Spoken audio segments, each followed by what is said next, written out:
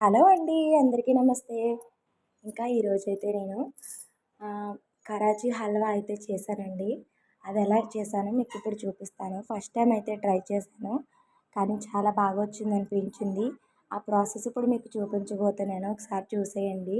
Video నచ్చితే like చేయండి. అలాగే ఛానల్‌ని సబ్స్క్రైబ్ చేసుకోండి. ఈ కరాచీ హల్వా అన్నది చాలా టేస్టీగా వచ్చిందండి. ప్రాసెస్‌లోకి వెళ్ళిపోదాం ఇప్పుడు. ముందుగా ఒక బౌల్ తీసుకొని అందులో ఒక కప్పు వరకు కార్న్‌ఫ్లోర్ అయితే వేసుకున్నానండి. వేసుకొని అదే కప్పుతో ఒక కప్పు వరకు వాటర్ అయితే వేసుకొని ఉండలు లేకుండా కలుపుకున్నాను అనమాట. ఈ విధంగా లంప్స్ ఏమి లేకుండా కలుపుకోవాలి. కలుపుకొని దీన్ని పక్కన పెట్టుకోవాలన్నమాట.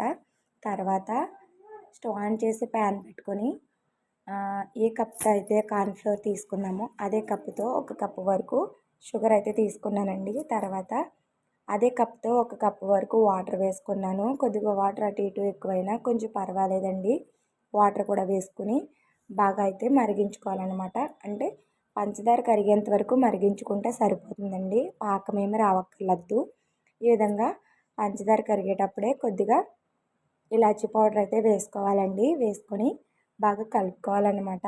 పంచదార కరిగితే సరిపోతుంది. ఈ కరాచీ హల్వా అన్నది స్వీట్ షాప్ స్టైల్లో కావాలనుకుంటే మనకి నెయ్యి అనేది ఎక్కువగా పడుతుందండి. నెయ్యి తక్కువగా తింటాము అనుకునే వాళ్ళు కొద్దిగా తక్కువగా వేసుకుంటే సరిపోతుందన్నమాట.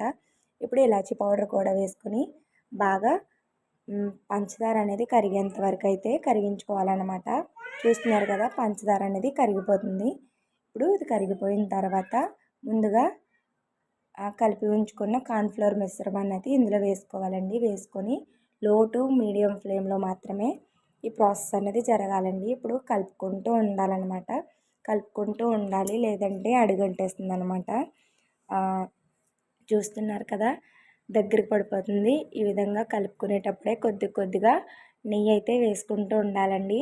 నెయ్యి వేసుకుంటే ప్యాన్కి అనేది అంటుకోకుండా బాగా పర్ఫెక్ట్గా అయితే వస్తుందన్నమాట కరాచీ హల్వా అనేది. చూస్తున్నారు కదా, నెయ్యి అనేది వేసుకుంటూనే ఉండాలి ఈ ప్రాసెస్ అంతట్లోని. మనకి నెయ్యి ఎంత ఎక్కువ వేసుకుంటే కరాచీ హల్వా అనేది అంత టేస్టీగా వస్తుందన్నమాట. ఇప్పుడు ఇందులోనే కొద్దిగా ఫుడ్ కలర్ కూడా యాడ్ చేసుకోవాలండి. నేనైతే రెడ్ కలర్ వేసుకున్నాను. కొంతమంది గ్రీన్ కలర్ కూడా వేసుకుంటారు. ఇప్పుడు కొన్ని ఇందులో డ్రై ఫ్రూట్స్ కూడా వేసుకున్నానండి. పప్పు, బాదం పప్పు, పలుకులు అయితే వేసుకున్నాను అనమాట కట్ చేసుకుని. అలాగే కొన్ని దోసపప్పు కూడా వేసుకోవాలి.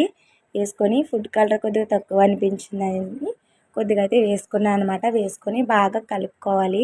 ఈ విధంగా కలుపుకుంటూ నెయ్యి యాడ్ చేసుకుంటూ ఈ విధంగా దగ్గరికి పడేంత వరకు అయితే మనకి ఉడికించుకోవాలన్నమాట. తర్వాత దగ్గరికి అయిపోయింది కదా, ప్యాన్ అయితే వదిలేస్తే మనకి దగ్గర పడిపోయిందని అర్థం అనమాట. ఇప్పుడు నేను కేక్ తయారు చేసి బౌల్ ఉంటుంది కదండి, దానికైతే నెయ్యి అప్లై చేసుకొని ఈ మిశ్రమాన్ని అంతా అందులో వేసేసుకున్నాను అనమాట. వేసుకొని సాఫ్ట్గా అయితే చేసుకొని అదే ఎడ్జెస్ ఏం లేకుండా సమానంగా చేసుకొని దాని మీద డ్రై ఫ్రూట్స్ అయితే వేసుకోవాలి. వేసుకొని 3 to 4 hours అలా వదిలేసి తర్వాత కట్ చేసుకుంటే ఎంతో టేస్టీగా ఉండే కరాచీ హల్వా అనేది రెడీ అయిపోతుందండి. మీరు కూడా ఒకసారి ట్రై చేయండి. టేస్ట్ ఎలా ఉందో ఎలా వచ్చిందో కామెంట్ చేసి చెప్పండి. ఇప్పుడు డ్రై ఫ్రూట్స్ అన్నీ వేసుకున్న తర్వాత చల్లారే వరకు అలా వదిలేయాలండి.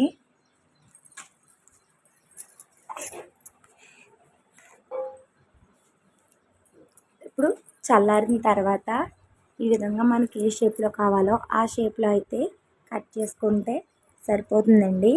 టేస్ట్ అనేది చాలా బాగుంటుంది. ఇది చూస్తున్నారు కదా, ఈ విధంగా అయితే కట్ చేసుకోవాలి. నేను ముందు కొద్దిగా కట్ చేసేటప్పుడు కొద్దిగా వేడిగా ఉన్నప్పుడే కట్ చేశాను అనమాట. అందుకే కొద్దిగా సరిగ్గా రాలేదు. తర్వాత ఇంకెందుకని చెప్పేసి పూర్తిగా చల్లారిన తర్వాత మాత్రమే కట్ చేసుకోవాలి. నేను చేసిన మిస్టేక్ అయితే చేయకూడదు అనమాట.